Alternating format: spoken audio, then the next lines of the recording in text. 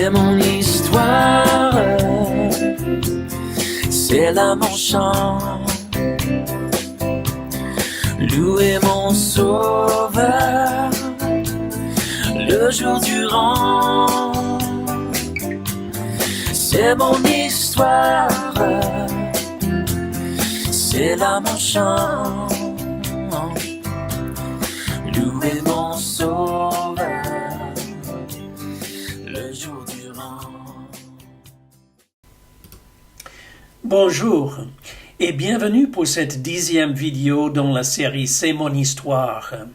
Si vous avez regardé les vidéos précédentes, vous saurez que chaque fois nous partageons un enseignement biblique, un beau chant et un témoignage de vie chrétienne d'une ou d'un invité. Cette fois-ci, on inverse les rôles. C'est notre invité, mon ami, le pasteur Pascal Machfer, qui va nous apporter un enseignement très actuel. Pascal est le directeur national de la mission Lèpre. Certains d'entre vous s'en souviendront qu'il y a quelque temps, nous avons parlé d'un miracle merveilleux accompli par Jésus en guérissant un lépreux. Eh bien, la lèpre existe encore aujourd'hui et l'organisation que dirige Pascal, l'organisation internationale, travaille depuis fort longtemps à son éradication et à venir au secours des lépreux. Dans bien d'endroits, il semble que la crise actuelle du Covid-19 est en train de s'estomper. Mais alors le chemin de retour à une vie plus normale est parfois semé d'inquiétude et d'angoisse. Pascal va nous parler de la manière de faire face à ce stress en tant que chrétien. Ensuite, cette fois-ci, après la musique, c'est moi qui partagerai un aperçu sur mon témoignage de foi. Sans tarder, accueillons maintenant Pascal Machfer. Merci Pascal d'être des nôtres et nous sommes à l'écoute de la parole de Dieu. Bonjour, nous sommes aujourd'hui dans Matthieu 6, 25 à 34, et puis il y aura aussi d'autres passages. Nous voulons réfléchir ensemble sur comment sortir du confinement, mais aussi sortir de l'anxiété. Ce déconfinement va forcément apporter son lot d'anxiété. Nous ne savons pas trop. Certains d'entre vous peut-être ne savent pas si ils vont retrouver leur travail comme avant. Et en tout cas, ma prière pour chacun de nous, chacun de vous, c'est que vous puissiez retrouver vos habitudes de travail et que vous puissiez être bien là où vous êtes déjà. Et nous voulons réfléchir ensemble et cheminer dans cette époque d'anxiété avec tout ce qui s'est passé avec ce Covid-19. Et ça peut être des préoccupations personnelles, ça peut être des questions familiales, des besoins financiers, ça peut être des problèmes de santé, peut-être de politique qui nous inquiètent, des conditions mondiales.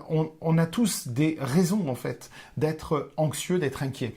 Et parfois, des situations critiques frappent immédiatement nos cœurs. Ça peut être tellement de choses différentes. Et c'est naturel.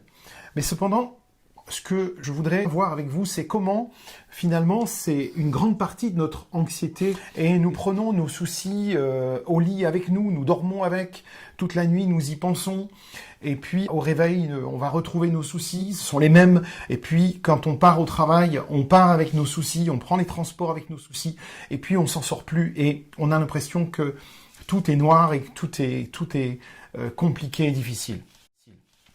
C'est pas comme ça que Dieu veut que nous vivions. Et Dieu peut régler en fait notre cœur de telle manière que nous pouvons vivre avec le stress du quotidien, celui auquel nous sommes tous plus ou moins confrontés, tout en expérimentant sa joie et sa paix. L'anxiété n'est pas seulement un problème contemporain, c'est un problème qui a toujours existé. C'était aussi un problème pour ceux qui vivaient à l'époque de l'Ancien Testament. D'ailleurs, regardez le psaume 37, 7 et 8 nous dit « Garde le silence devant l'Éternel et espère en lui. Ne t'irrite pas contre celui qui réussit dans ses entreprises, contre l'homme qui réalise ses méchants projets. Laisse la colère, abandonne la fureur, ne t'irrite pas, ce serait mal faire. Abandonne ton inquiétude, de toujours vouloir maîtriser, de toujours vouloir contrôler les choses. Vous savez, au temps de l'Empire romain, où l'Empire romain régnait sur le monde, il y avait de nombreuses raisons d'être anxieux. La civilisation romaine, en fait, a apporté de nombreuses avancées au niveau architectural, au niveau des lois, au niveau du droit, mais a aussi apporté son lot de cruauté avec la pratique des jeux du cirque, avec de nombreuses crucifixions. Et c'est justement et précisément dans cette époque que Jésus vient. Et c'est dans cette époque que Jésus entre en scène. Et il a abordé en fait la question de l'inquiétude dans son sermon sur la montagne en Matthieu 6, 25 à 34. Et en fait, quand vous regardez ce texte, vous pourrez le lire depuis chez vous, eh bien, les solutions que Jésus propose sont tellement simples et paraissent en fait tellement simples que beaucoup ont du mal à les appliquer. Et l'anxiété, c'est un état et un état d'esprit dans lequel notre esprit est tiré dans deux directions différentes. Et ça se traduit en fait par un état de détresse qui va dominer nos pensées, qui perturbe notre sommeil et qui va nous faire vivre une vie triste. Et c'est aussi alimenté par les circonstances du présent ou la peur aussi de ce qui pourrait se produire dans l'avenir. L'état d'anxiété, c'est une réaction à la situation du moment et c'est aussi souvent un choix. Et j'aimerais juste m'arrêter quelques instants sur cette question-là. Au lieu de céder à l'inquiétude, en fait, nous pouvons choisir de confier notre anxiété à Jésus parce qu'il se soucie de nous. Regardez, c'est ce que nous dit Pierre dans 1 Pierre 5, verset 7. « Déchargez-vous sur lui de tous vos soucis, il prendra lui-même soin de vous. » Ça, c'est très intéressant. Et quelles sont les causes de l'anxiété ? Oh, il y en a beaucoup.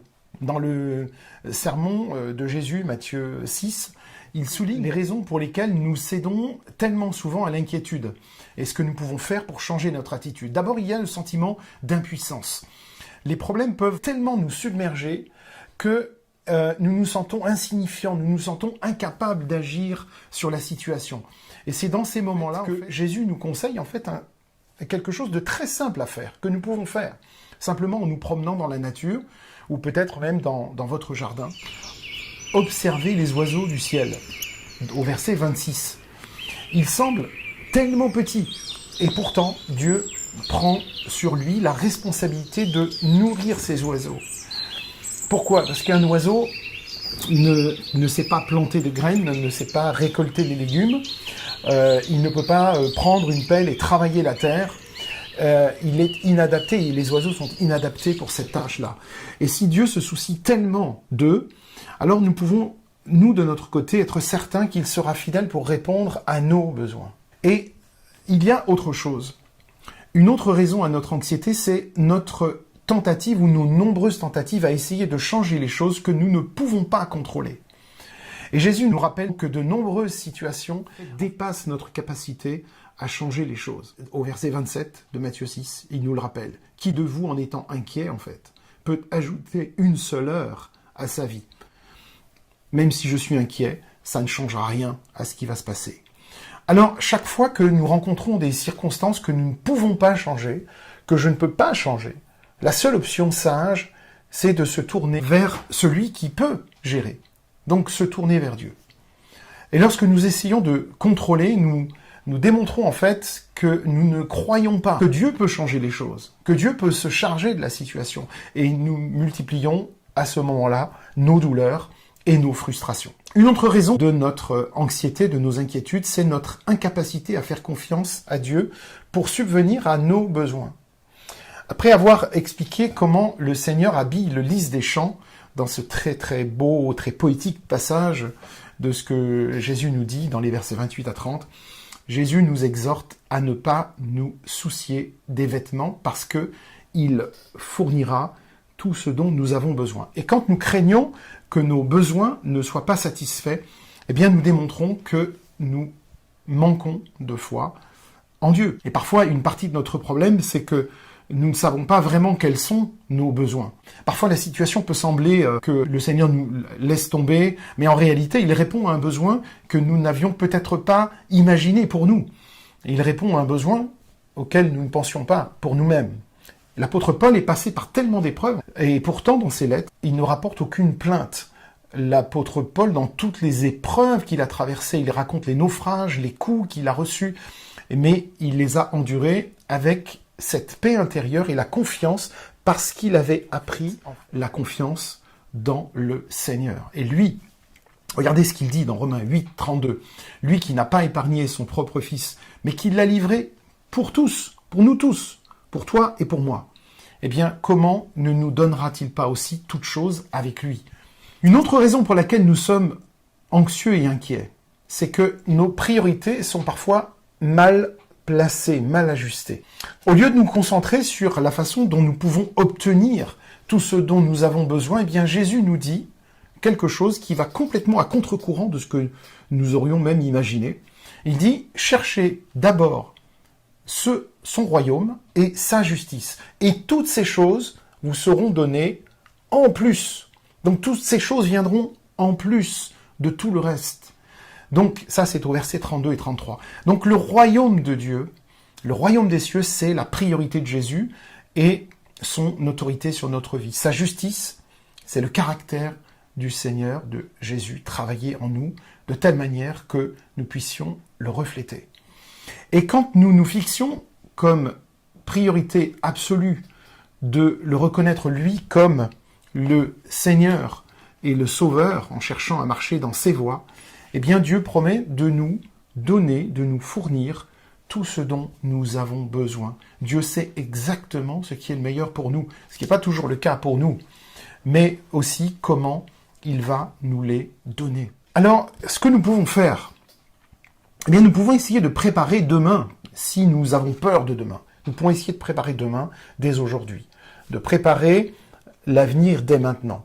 Planifier à l'avance, c'est bien, mais parfois, nos calendriers sont tellement chargés qu'ils nous écrasent. Et Jésus, donc, vient nous rappeler ici, dans ce verset 34, en disant « Ne vous inquiétez pas pour demain, parce que, en fait, demain prendra soin de lui-même. » On n'a pas à s'inquiéter pour demain. Chaque jour a son lot de problèmes. Donc, le Seigneur nous invite à nous concentrer sur aujourd'hui. Qu'est-ce que nous pouvons faire aujourd'hui? Lorsque je me lève le matin, qu'est-ce que je vais faire dans ma journée qui va faire de moi quelqu'un qui reflète Christ dans sa vie? Et ensuite, au jour le jour, à chaque fois, lui confier notre vie chaque jour qui passe. Au lieu de devenir inquiet en regardant notre agenda qui peut parfois nous faire peur, nous confions à Dieu les tâches qui nous attendent, en sachant que on n'arrivera peut-être pas à tout faire dans la journée, mais on lui confie ces choses, on lui confie nos soucis, on lui confie les problèmes qu'on peut avoir, les inquiétudes par rapport au travail, par rapport à toutes sortes de choses, à nos familles.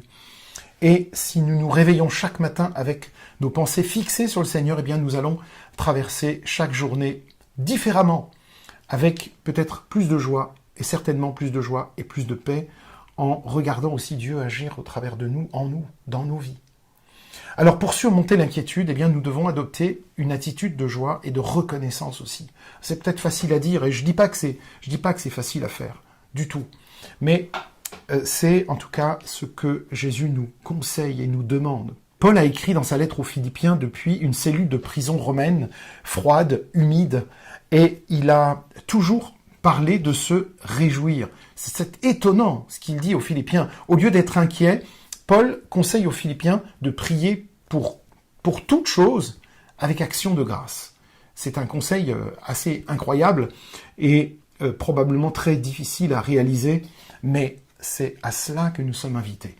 Alors, il y a tellement de choses pour lesquelles nous pouvons remercier Dieu. Si on regarde autour de nous, tout ce qui se passe, il y a tellement de choses pour lesquelles nous pouvons remercier Dieu. Il marche avec nous dans les moments difficiles. Il nous protège. Il pourvoit. Et il tient toujours ses promesses. Alors, si nous nous concentrons sur ces choses, eh bien, croyons que la paix de Dieu qui garde nos cœurs, nos esprits en Jésus-Christ peu importe la difficulté de notre situation, eh bien, il marche avec nous dans les moments difficiles. Il nous protège. Il pourvoit. Et il tient toujours ses promesses. Alors, si nous nous concentrons sur ces choses, eh bien, croyons que la paix de Dieu qui garde nos cœurs, nos esprits en Jésus-Christ, peu importe la difficulté de notre situation, eh bien, cette paix-là gardera nos cœurs. Ça ne veut pas dire que ce sera facile, mais nos cœurs seront gardés dans sa paix. L'appel de Dieu ne nous conduira jamais là où la grâce de Dieu ne pourra pas nous porter. Essayons de retenir ça. L'appel de Dieu qui nous appelle, qui nous demande d'aller, ne nous conduira jamais là où la grâce ou sa grâce ne pourra pas nous porter. Il a promis en fait de répondre à tous nos besoins, de nous garder dans sa paix, dans sa joie. Le choix nous appartient aujourd'hui, ce choix nous appartient. Et nous pouvons soit vivre avec de l'anxiété dans nos cœurs, porter cette anxiété en permanence, soit faire confiance au Seigneur pour pourvoir à nos besoins et veiller sur nous. Il a tout le pouvoir de répondre à nos besoins parce qu'il a l'omniscience de savoir ce qui est le mieux pour toi et pour moi. Ce n'est peut-être pas ce que nous aimerions, c'est peut-être pas le choix que nous aurions fait en premier, mais c'est en tout cas ce qu'il nous demande de faire. Sachons, mes amis, que ce que Dieu fait est parfait, ce qu'il propose n'est pas quelque chose qui va nous contraindre ou nous empêcher d'être heureux, bien au contraire. Sa motivation, c'est toujours l'amour. L'amour avec un grand A, l'amour de Dieu. C'est toujours cet amour qu'il a pour nous. Et il veut que nous soyons bien, il veut que nous puissions vivre nos vies et que nous puissions aussi être un encouragement pour les autres. C'est très important que nous puissions encourager aussi les autres à vivre leur vie et à surmonter leurs difficultés. Voilà ce à quoi nous sommes invités. Alors, quel que soit le type de situation, de problème, essayons de nous souvenir de ces paroles de Jésus dans Matthieu 6, à partir du verset 25. Rappelons-nous toutes ces belles paroles qu'il nous a dit, toutes ces belles promesses qu'il nous fait aussi, que la vie peut être très belle, mais que nous devons nous attacher à lui. Merci beaucoup, Pascal. Tu nous disais à l'instant que Dieu nous aime d'un grand amour, amour avec un A majuscule. Eh bien, nous allons écouter maintenant Alicia Röhrig et Philippe Viguier qui vont chanter en duo L'amour de Dieu. Merci Alicia et Philippe.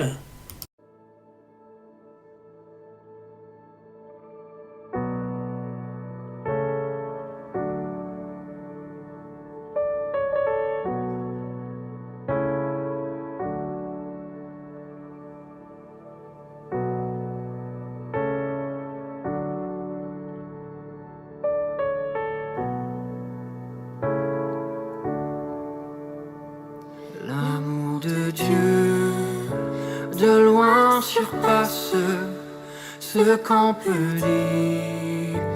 Le cœur humain, il est plus grand que les espaces.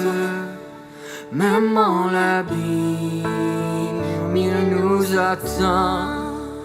Pour le péché de notre monde, Dieu nous donna Jésus, il nous pardonne aux paix profondes, il sauve les perdus.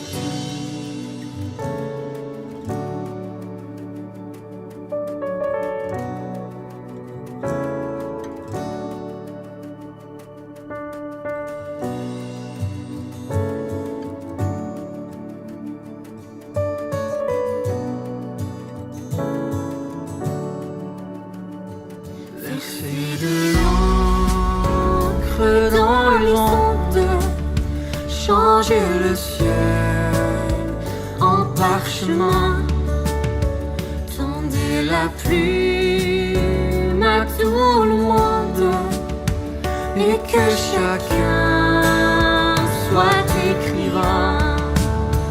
Vous dire tout l'amour du Père ferait tarir les eaux et remplirait la place entière de ces divins rouleaux. L'amour de Dieu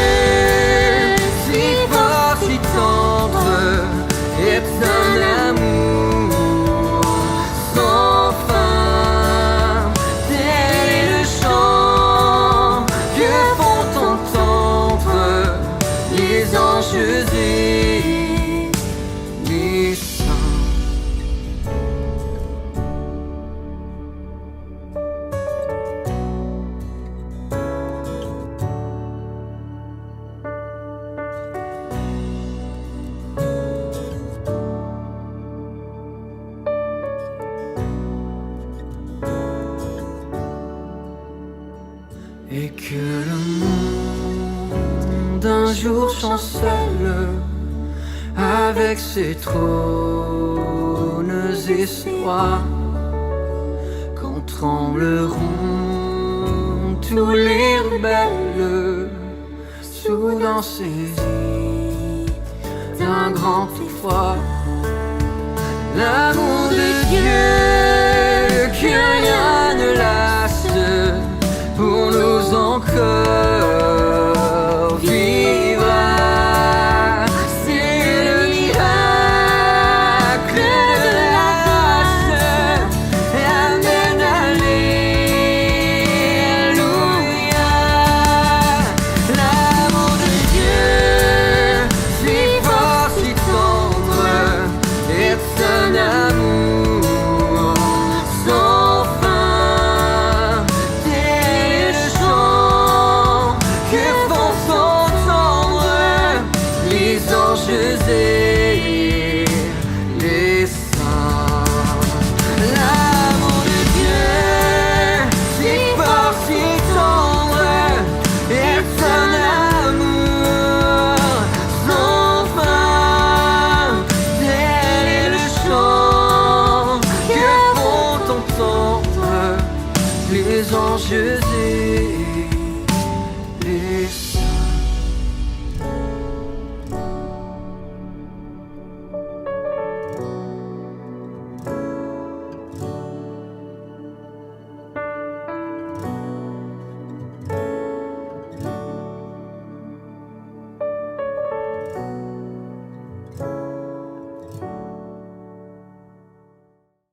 Merci encore Alicia et Philippe pour ce beau chant. Aujourd'hui, j'ai à cœur de parler brièvement des raisons pour lesquelles je suis devenu chrétien.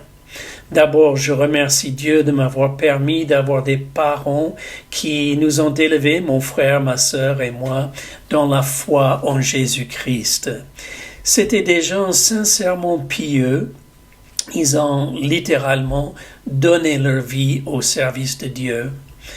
Je les vois encore bien au-delà de leurs 90 ans, toujours au service du Seigneur.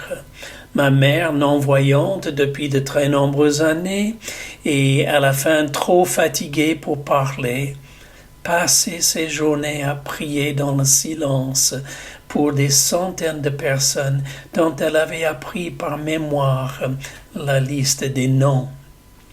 Quant à mon père, même dans la maison de retraite où il aurait dû pouvoir se reposer, il organisait chaque semaine une étude de la Bible pour les autres pensionnaires. Et je garde le souvenir d'avoir plus d'une fois trouvé Dad, comme on l'appelait, seul à genoux à côté de son lit, en train de prier. Mais le fait d'avoir de tels parents ne faisait pas de moi un chrétien. Leur vie exemplaire ne pouvait pas me sauver, même si par leur droiture j'étais sûrement prédisposé à avoir un grand respect de Dieu. Pour moi, tout a commencé lors d'une séance d'école de dimanche à Vancouver, il y a 64 ans. Ce dimanche-là, nous n'étions pas divisés en petits groupes par âge comme à l'accoutumée, mais nous étions en grande assemblée pour entendre un message spécialement préparé pour nous. On nous a expliqué le problème du péché dans le monde qui atteignait tout le monde, et qui nous empêcherait d'être justes devant Dieu. Ensuite, on nous a parlé de Jésus, envoyé par Dieu pour nous sauver et nous empêcher d'être séparés de Dieu notre Père. Il était venu par amour et a accepté de souffrir sur la croix du Calvaire pour prendre sur lui la punition que nous méritions. On nous a dit que Dieu était prêt à pardonner et à effacer les péchés de ceux qui se tourneraient vers lui en confessant leurs fautes et en l'invitant d'entrer dans leur cœur. Et puis on a invité ceux qui le voulaient de s'avancer, se mettre à genoux et quelqu'un viendrait prier avec eux. J'entends encore le refrain qu'on chantait pendant que cette invitation était donnée. Into my heart. Come into my heart, Lord Jesus. Entre dans mon cœur, Seigneur Jésus. Et je suis allé tout simplement mettre à genoux en demandant à Jésus de tout pardonner et d'entrer en moi. S'il y a des choses que j'ai regrettées dans ma vie, je n'ai jamais regretté ce simple geste qui a décidé de la direction de mon existence. Je profite en passant pour dire aux parents l'importance d'exposer les enfants à la foi. Avez-vous entendu le raisonnement « Oh, moi je n'impose pas l'instruction religieuse à mes enfants. Quand ils seront grands, ils choisiront eux-mêmes. » C'est aussi logique que dire « Je n'impose pas une alimentation saine à mes enfants. Ils peuvent se nourrir que de bonbons et opter pour des légumes et fruits quand ils seront adultes. » Alors je suis devenu chrétien à l'âge de 7 ans. Déjà tout petit, j'ai appris à chanter et j'aimais beaucoup cela. Là aussi, parents, il y a un principe pédagogique. Encore aujourd'hui, je connais par cœur beaucoup de chants que nous chantions dans mon enfance. À la maison, après le repas du soir, avant de prier tous ensemble, souvent on chantait. Dans la voiture en voyage, on chantait. Et c'est souvent à travers les chants qu'encore aujourd'hui Dieu me parle, soulignant des vérités de la Bible et du monde autour de nous. Ma vie a été marquée aussi par le mouvement. Dad a été souvent muté dans son ministère au sein de l'armée du salut, appelé à assumer des responsabilités de plus en plus importantes. Mais pour nous les enfants, cela voulait dire chaque fois déménager, changer d'école, faire de nouveaux amis, s'adapter à un nouvel environnement. Ainsi, arrivé à l'âge de 17 ans, j'avais vécu dans 8 villes éparpillées à travers le Canada, du Pacifique à l'Atlantique. L'absence d'un système éducatif national au Canada fait que chaque province a ses propres programmes et normes, rendant les changements encore plus pénibles. Par contre, sans que je le sache à l'époque, cela m'a donné une grande facilité d'adaptation qui me serait nécessaire par la suite. Vers mes 15 ans, nous sommes arrivés à Montréal. Là, un autre défi m'attendait. Pas seulement était-ce au milieu d'une année scolaire, mais en plus tous mes compagnons de classe avaient étudié le français depuis l'école primaire. Or, arrivant d'une province anglophone, j'avais à peine commencé les premiers rudiments de cette langue. J'ai cependant rapidement pris ma place à l'église dans une grande communauté salutiste. Je jouais dans une magnifique brass band où nous étions une 50aine de musiciens et je chantais dans la chorale. Mais tout cela se faisait bien entendu en anglais. Troublé par l'inégalité entre ce qui était fait pour l'évangélisation des anglophones et le peu qui était organisé en français, alors qu'il s'agissait de la langue de la majorité de la population, mon père a organisé une série de rencontres dans une belle salle des jardins botaniques de Montréal, en faisant venir de l'Europe des orateurs francophones. Et il avait persuadé quelques musiciens anglais à venir pour prêter main forte. Et évidemment, j'étais dans le lot. Un soir, après la réunion, j'ai parlé avec une missionnaire québécoise, un peu fière de mes efforts et prestations en français. J'ai un peu honte de le dire, mais je pense que j'espérais un peu de félicitations. À mon étonnement, sa réponse, plutôt triste, a été « oui », et pas un qui viendrait donner un coup de main avec notre petite école de dimanche. Cela a déclenché presque instinctivement une réponse chez moi qui, dans une phrase, allait de nouveau changer ma destinée. Je viendrai, évidemment. Elle a accepté mon offre, mais sans trop y croire vraiment. Mais le Saint-Esprit avait mis cela sur mon cœur et ma vie au service du Seigneur était lancée. L'appel que Dieu m'avait adressé dans cette simple phrase de Noël Vachon m'a motivé lorsque je ferai ma formation pour le ministère de la faire dans une école française à Paris et d'étudier le français simultanément à l'Alliance française. C'est aussi à Paris que j'ai rencontré ma merveilleuse épouse qui m'a accompagné et encouragé sans faille durant toutes ces années depuis notre mariage en 1972. Le temps me manque pour vous décrire tous les défis, les échecs, les victoires de mon cheminement, mais je peux attester que toutes les promesses de Dieu concernant le soin qu'il donne à ses serviteurs sont vraies, car c'est ce que j'ai vécu. Il m'est arrivé d'être déçu des autres chrétiens, d'être déçu de moi-même aussi, mais tout au long de la route, l'Esprit de Dieu m'a accompagné et m'a appris et rappelé des leçons importantes. Par exemple, la nécessité absolue de lui faire confiance plutôt que de compter sur mes propres plans, moyens et capacités. Cette confiance dont Pascal nous a parlé tout à l'heure. Notre vie aussi a été très mouvementée.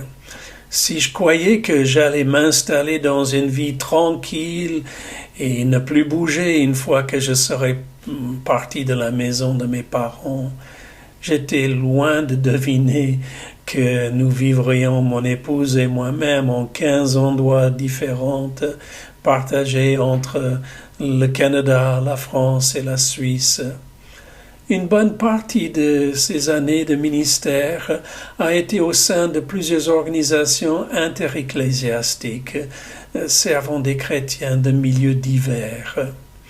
Si je peux résumer ce qui me paraît le plus important à retenir dans ce que j'ai vécu, c'est que notre Dieu, qui s'est manifesté en Jésus-Christ, est bon, tendre, juste et patient. La passion de ma vie, c'est de communiquer cela. Je vous ai dit que le Seigneur tient ses promesses. En voici une que j'aime beaucoup et qui se trouve dans le livre des psaumes.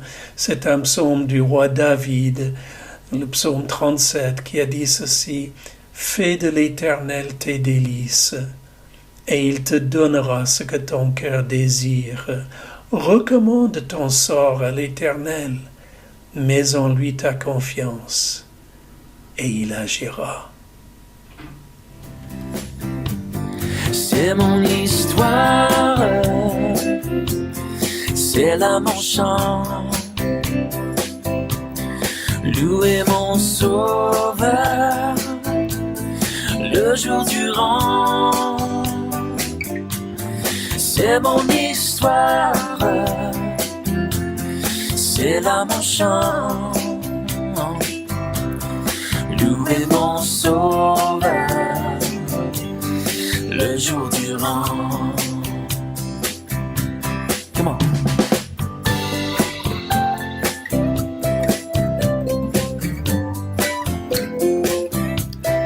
Parfait repos et parfait bonheur